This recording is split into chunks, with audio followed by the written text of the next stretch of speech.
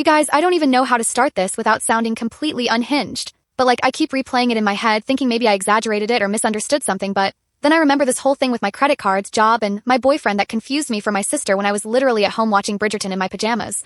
I wish I was making it up. I wish this was just some creepy Netflix plot twist and not real life. But here I am, pacing my apartment in a hoodie I've worn for 3 days, drinking stale coffee, and still trying to wrap my head around the fact that my own twin sister has been systematically trying to ruin my life. Okay, let me rewind. I have a twin sister, her name's Lauren. And yeah, we're identical. Not oh, you guys look a little alike, identical. I mean copy-paste, more like, people who know me for years can't tell us apart identical. Growing up, it was always Lauren and me.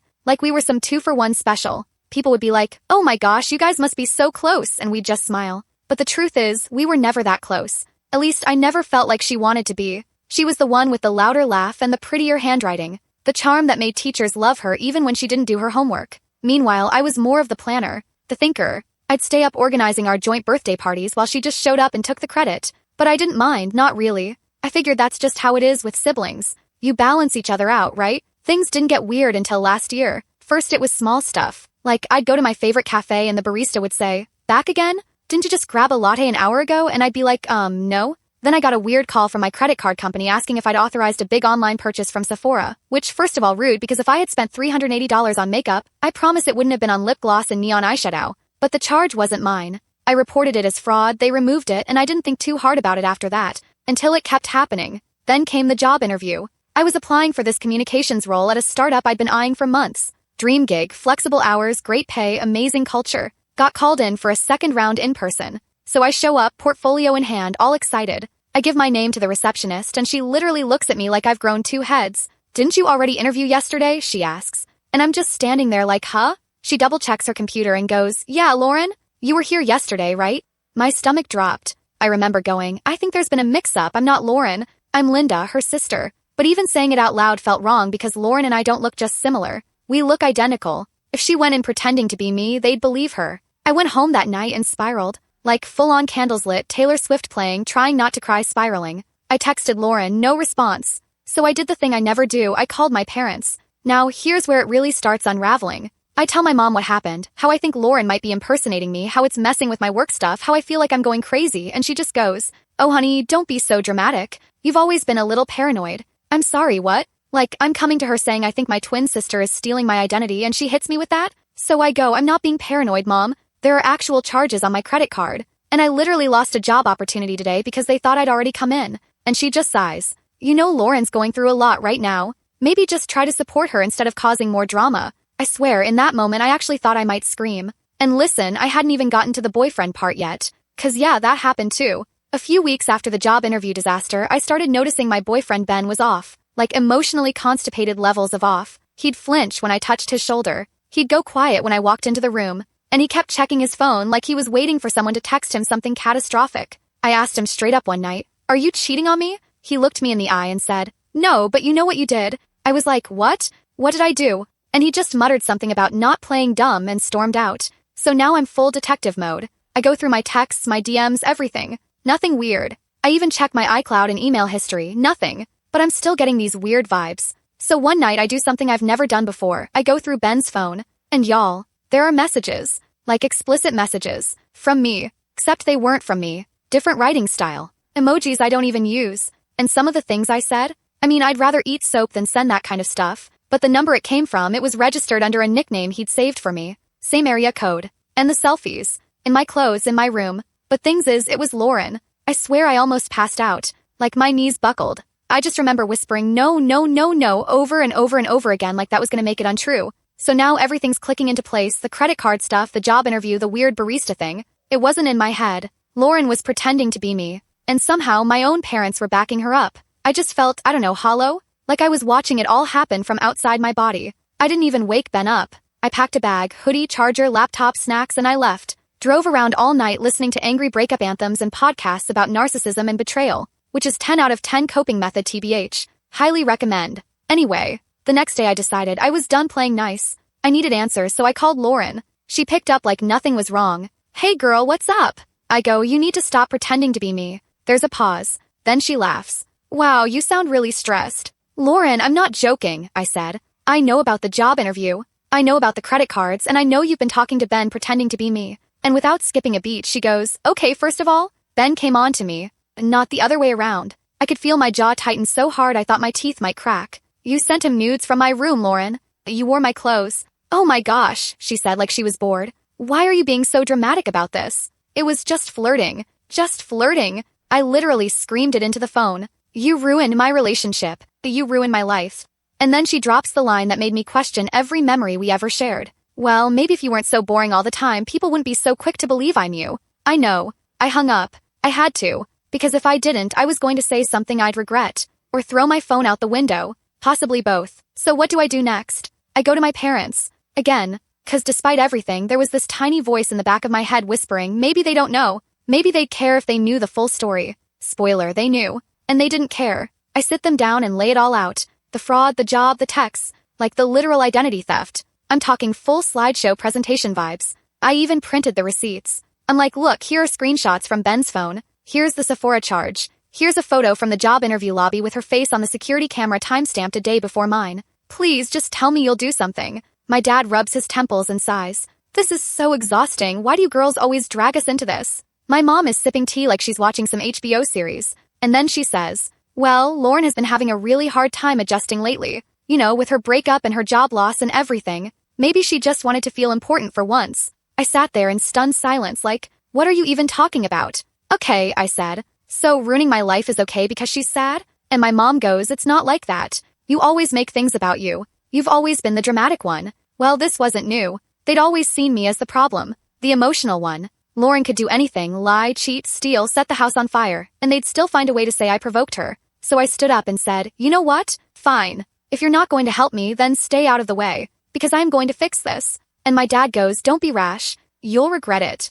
I turned back and said, no. What I regret is thinking I could ever count on either of you. Mic drop. I left. I didn't even grab my coat, just walked out into the cold like I was in some dramatic coming-of-age movie, except instead of falling in love, I was falling into fight mode. Because yeah, that was the moment I decided I was going to burn the whole fake little house of cards Lauren built, and I was going to do it with receipts. The thing is, Lauren had always been sloppy. She loved attention, and she'd been pretending to be me in too many places to keep it all straight. So I started documenting everything. The Sephora fraud? I contacted their customer service chat and asked them to pull up order history. Boom, different shipping address. Not mine. I contacted the startup, told them there was a mix-up, sent them photos of my ID, time-stamped emails, even got one of their junior recruiters to admit on LinkedIn that the first girl didn't seem to match her resume. I didn't say Lauren's name yet, just gathered info. I even pulled my credit report. Like guys, she had opened 3 different store cards in my name. Macy's, Target, and get this, Best Buy. Like I was out here buying surround sound systems or something. Every day I found something new, it was like a fresh punch to the gut.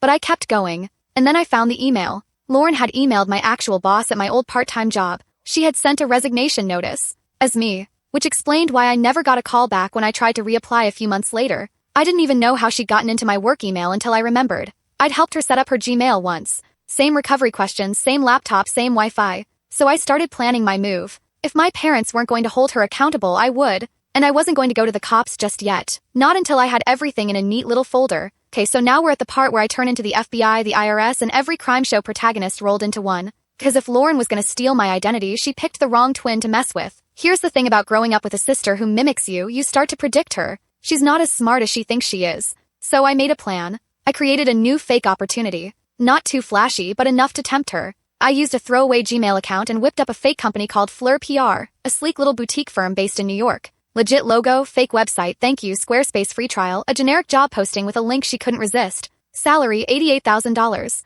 Remote, open to hiring former applicants from XX University, aka our school. Basically a shiny little carrot with her name on it. Then I did something evil. I left my laptop unattended while Lauren was over at our parents' house for brunch. Yeah, I invited her. Smiled through the Eggs Benedict, laughed at her dumb jokes, pretended like I wasn't 3 steps away from emailing all this to the FBI. And while she was helping clean up, I made sure my email tab was open on my laptop screen, displaying the job offer email I'd just gotten. I even whispered to my mom, loud enough for Lauren to hear, this new PR firm might finally be my break, but I haven't told anyone yet. Don't jinx it. That girl cannot resist a secret. I knew the moment she saw that email, she would bite. And sure enough, 3 days later, my fake hiring manager gets an email. From me. Or well, from her pretending to be me. Hi, this is Linda. I'm very interested in the position at Fleur PR. She included my old resume. Changed the contact number to a burner she used to use in college. Attached a new headshot that was clearly taken in my room. She even signed it with a heart. Girl was brazen. She was auditioning for a fake job with a fake name while impersonating me, not realizing that I had written the script and cast myself as the villain.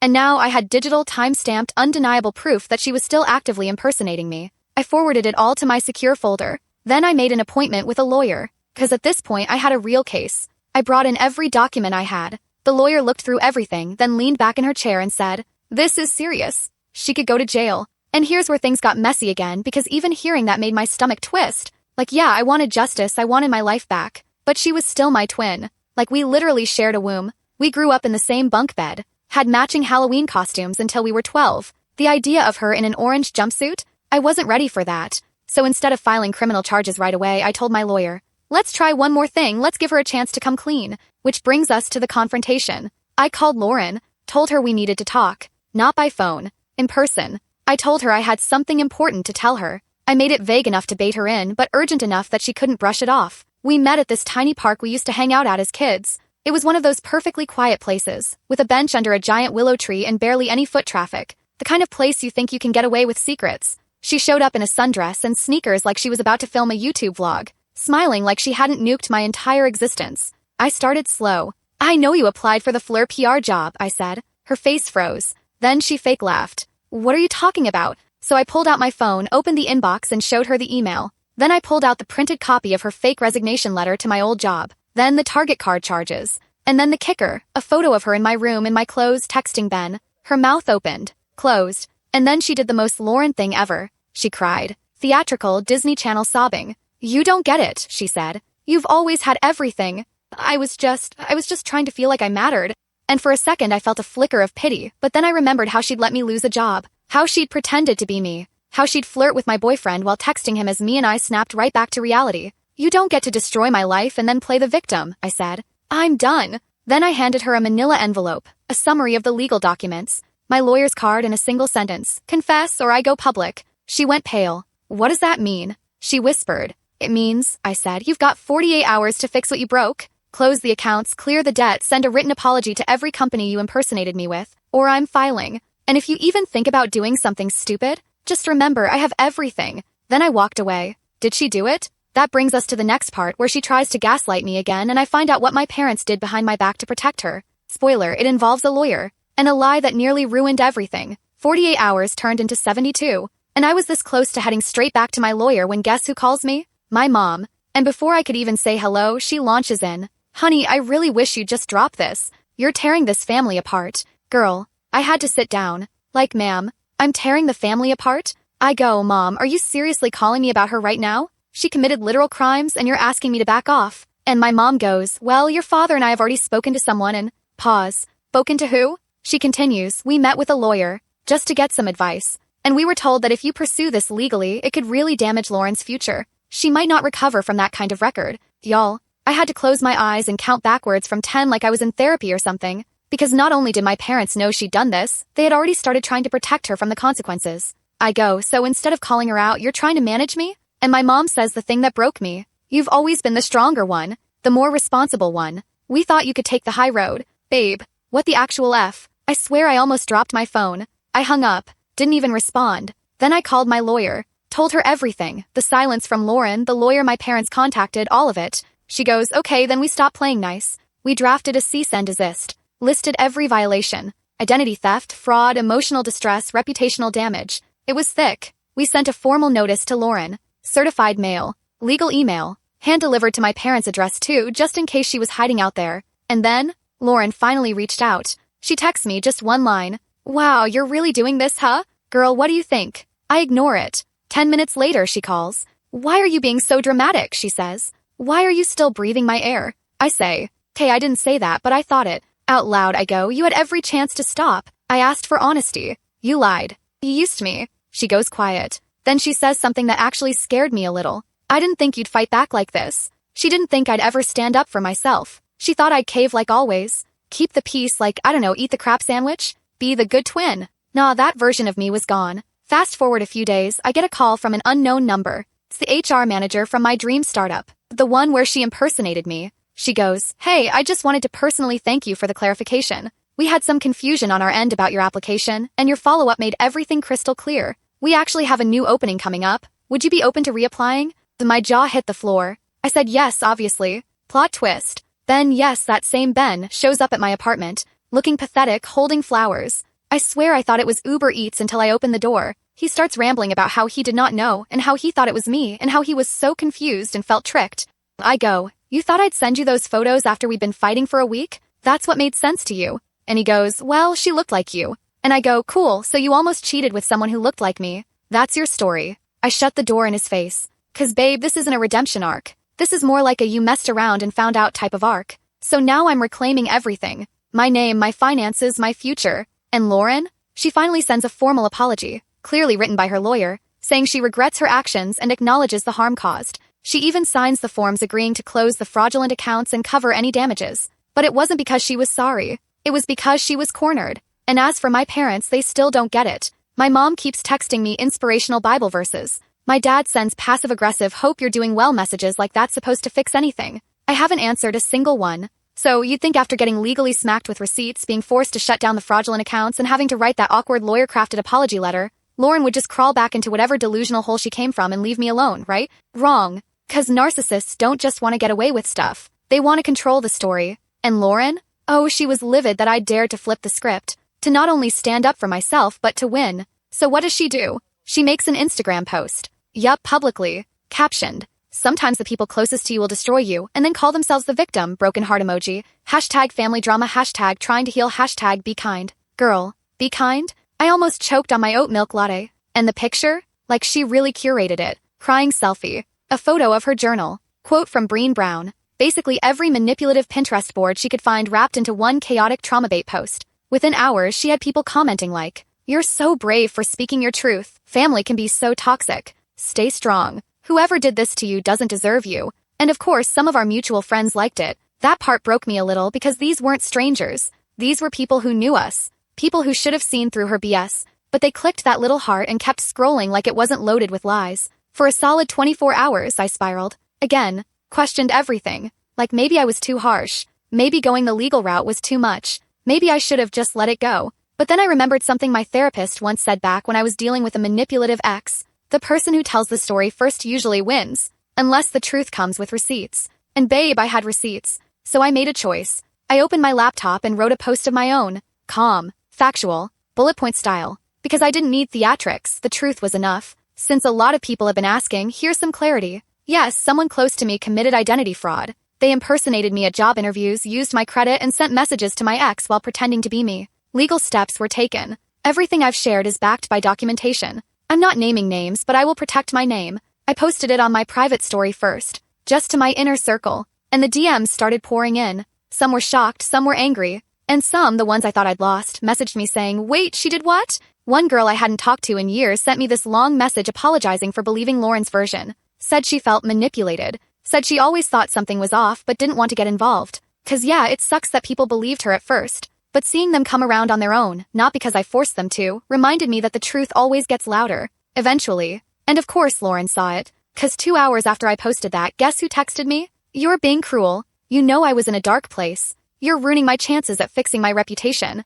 Oh girl, you ruined your own reputation. I just pulled back the curtain. She had already revealed her hand. It was never about being sorry. It was about being seen as the victim. And now that narrative was slipping through her fingers. But the final straw. She went to our extended family. Our aunt called me out of nowhere talking about, "What's going on between you and Lauren? She says you're trying to get her arrested." Y'all, I had to explain everything, again. Pulled out the screenshots. Walked her through it like I was presenting a dissertation. And you could literally hear the pause when the truth hit her. "Wow," she said. "She made it sound like you were just overreacting." I go, "Well, yeah, that's her favorite story." Our aunt ended up sending a group message to the rest of the family clarifying everything. Which, honestly, was the first time someone other than me stood up and said, "This isn't okay." And I needed that. So I started reclaiming things in little ways. I changed my passwords, froze my credit, reached out to every company where Lauren used my name and made them aware of the fraud. I even got a new email address. And I started telling my story, carefully, selectively, but honestly. 'Cause silence protects the wrong people.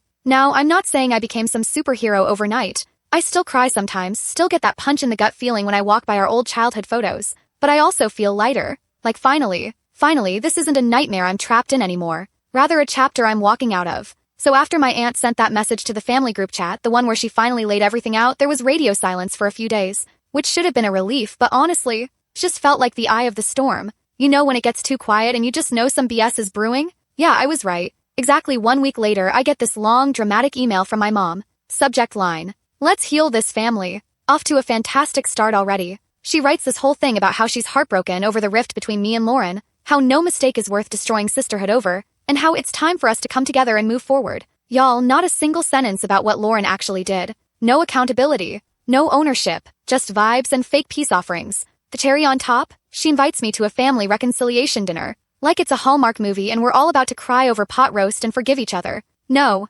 absolutely not. I almost didn't reply, but then I figured, fine. Let's just see how far this delusion goes. So I text her back. I'll come. But if Lauren isn't prepared to actually acknowledge what she did, don't expect me to pretend. She hits me back with, "Of course, sweetie. Everyone just wants to move forward," which told me everything I needed to know. But I still showed up, 'cause I needed to see it with my own eyes. I needed to feel just how far gone they were, or if, by some miracle, they were finally ready to face the truth. Spoiler, they weren't. I walked into that house, the same one we grew up in, and it was like stepping into a badly staged play. Lauren was there, full makeup, soft cardigan, zero remorse on her face. My mom had set the table like it was Thanksgiving. Candles, matching napkins, even the good plates. My dad barely looked up from his glass of wine. The second I sat down, my mom launched into this monologue about how sisters are forever, and we can't let outside things pull us apart. And I go, outside things? She stole my identity. That's not a misunderstanding. That's a crime.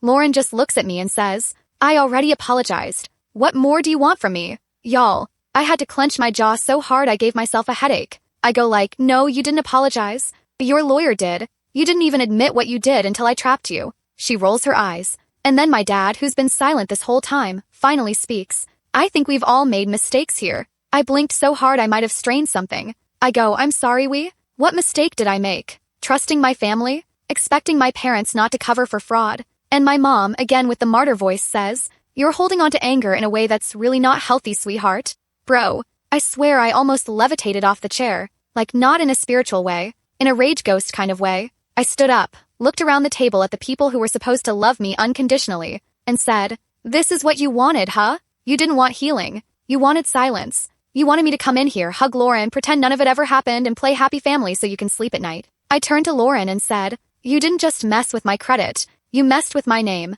my relationships, my safety, and all you care about is your image." Then to my mom, You knew what she was doing and still expected me to fix it by forgiving her." And then to all of them, I'm done. I'm done begging for respect. I'm done hoping for accountability. I'm done showing up where I'm not protected. And I left. Didn't even take leftovers.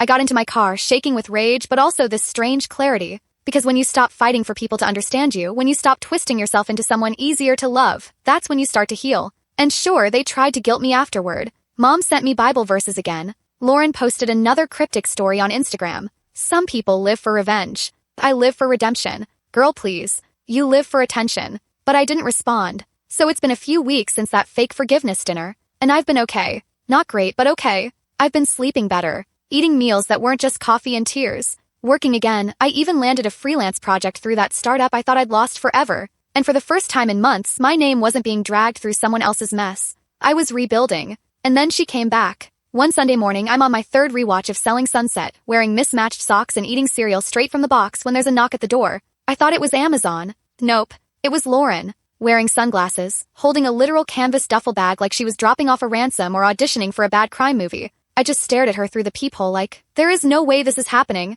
But I opened the door, 'cause I needed to see what audacity looks like in broad daylight. She doesn't even say hi. Just walks in, sets the bag on my kitchen counter and goes, "This is everything I stole." I pulled out the money, closed the accounts, paid off the cards. "You can check."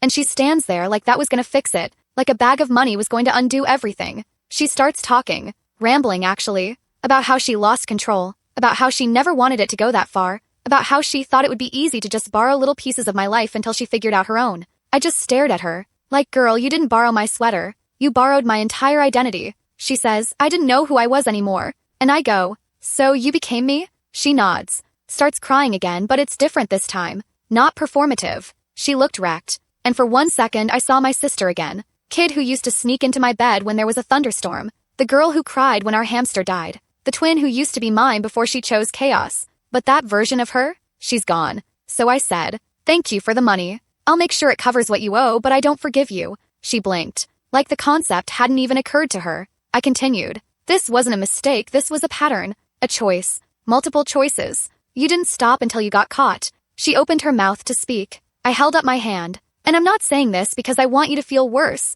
I'm saying it because I'm done being gaslit into thinking I was the problem. She nodded, wiped her face, then asked, "Can we maybe start over? One day?"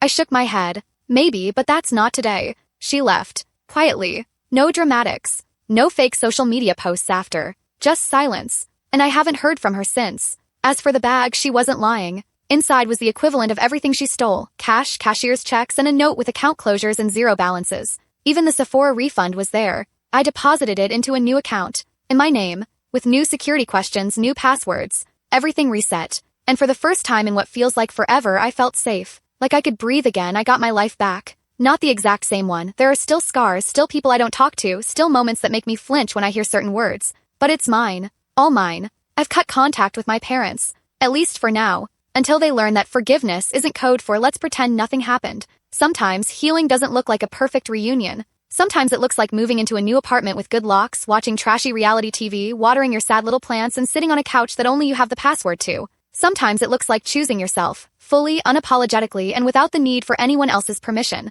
And if anyone ever tries to take my name again, they better be ready for a courtroom and a camera. Anyway, if you need me, I'll be deep cleaning the trauma out of my apartment, updating my passwords for the 5th time, and maybe eating a cookie the size of my emotional damage. And yes, I've blocked everyone except the delivery guy and my therapist. I'm off to water my sad little plants, eat a victory slice of no longer tolerating BS cake, and maybe scroll apartments for a place that doesn't share a zip code with people who think family means forgive everything. If you're still listening to this, just know if someone tries to rewrite your story, you get to write them out. Peace out, Reddit.